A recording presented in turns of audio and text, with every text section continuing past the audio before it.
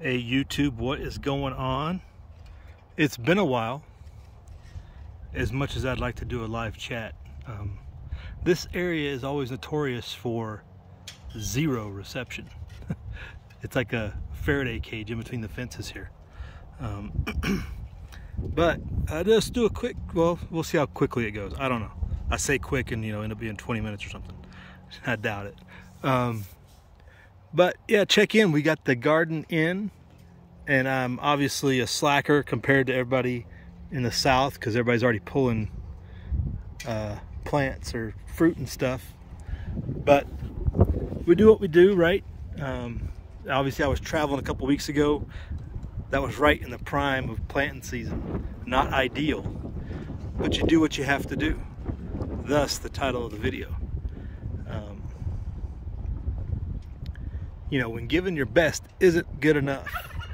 Everybody remember in sports and school and everything, you used to, your coaches, or maybe even just in things you did, with your parents and grandparents and stuff, saying, just do your best, give it 100%.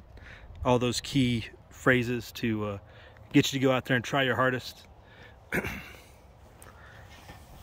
Yeah, and we're really coming to the point to where I mean, so many people are going to give do their best and try their hardest, and it's not going to matter. That's the point we're getting to. It relates a lot to I think it's what are they called now? Marine Raiders, those guys. What used to be Force Recon was upgraded and made all fancy. I think they have their recruiting slogan is all it takes is all you've got, or something like that. If I think I saw the recruiting thing right. But that's something people aren't used to. People aren't used to giving all they've got, right? People are used to having a reserve. I mean, how many times have you physically been so exhausted, you pass out, But how does that relate to what we're talking about as far as getting ready and doing what is coming, Because, like we've all said, I think, anybody that watched The Dragon, we didn't say, not enjoy yourself, not go do things, not enjoy life. That wasn't the message. But how many regrets are we going to have as this continues to wind down the clock on what we've done versus what we could have done, right? How many regrets are there? How many times were we not giving it our best? It's gonna be the lessons are gonna be painful, and even the ones who do give their best, in a lot of respects, it's gonna be for naught, just because they're outnumbered, outgunned, or whatever the situation is, and things happen. It's the same thing that happens in combat. All the combat guys out there, lots of good people that were good at their craft fall on the battlefield just because of happenstance, bad luck, wrong place, wrong time. Sometimes it's the error of others, sometimes it's just the way it is. Two-way range is just a two-way range. Sometimes things just are what they are. And that's going to happen to a lot of people too. It's not matter. Your efforts now are just going to have to be passed on down to hopefully somebody else. And that goes to contingency plans, I guess. Like I got the garden in, right?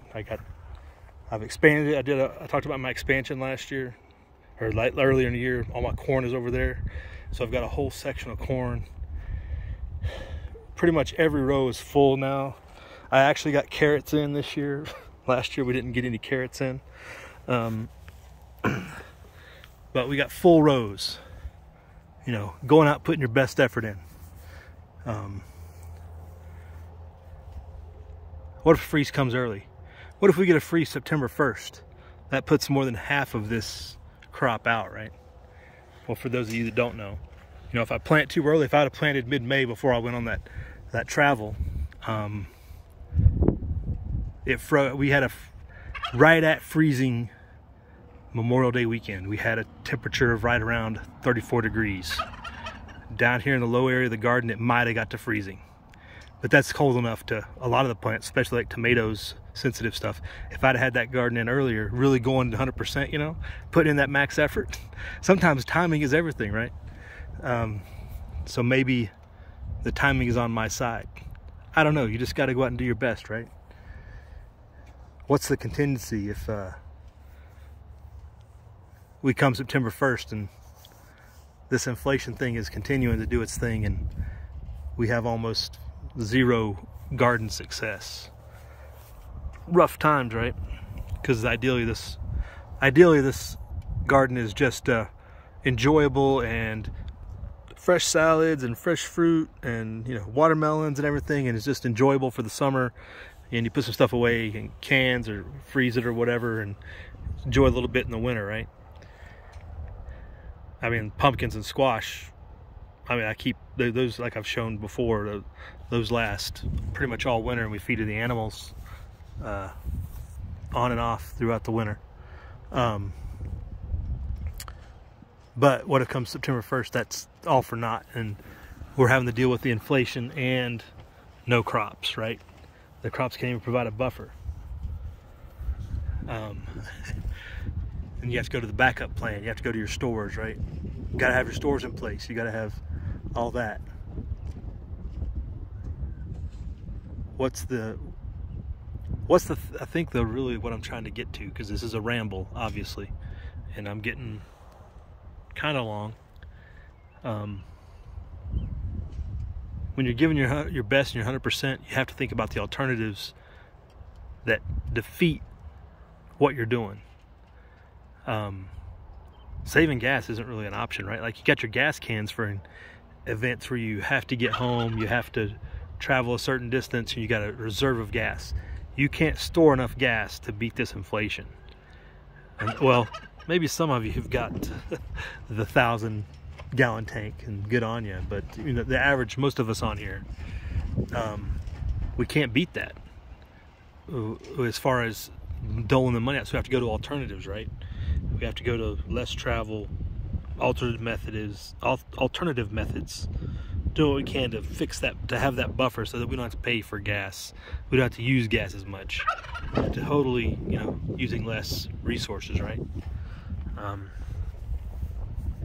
So for all the things that you're out there putting 100% into, putting your efforts into, think about your alternatives, because right now lots of alternative situations could pop up. Who knows what's in store, but we were talking earlier today, some of the fellas, and it's like, I hate in some respects that I was right about the worst case scenario, but the worst case scenario of the presidential election pretty much played out, almost exactly. It's crazy. You know, it wasn't just Biden getting elected, it was all the opponents to Biden trying to rely on a judicial system that's failed and relying on their boy king to save them. Still, to this day, it just baffles me that there's people trying to think they're going to bring their boy king back into power, and it's like, y'all need to see the ball before kickoff, because you haven't so far. It hurts the brain to think how many people are still caught up in that. Somehow they're going to be saved by the golden child, who's just using them, and I don't know. I've said it before, playing you for his fools for his friends, because they're still his friends. But people don't want to believe that. New York Democrats never change.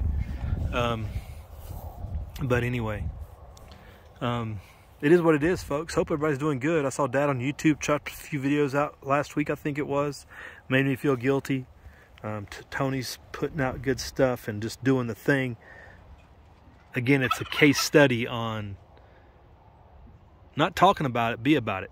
I mean, it's good to talk to people and converse and talk about options and talk about the different things, you know, the best backpack and all those things are good, but to go out and do it and be about it is even better, 10 times better.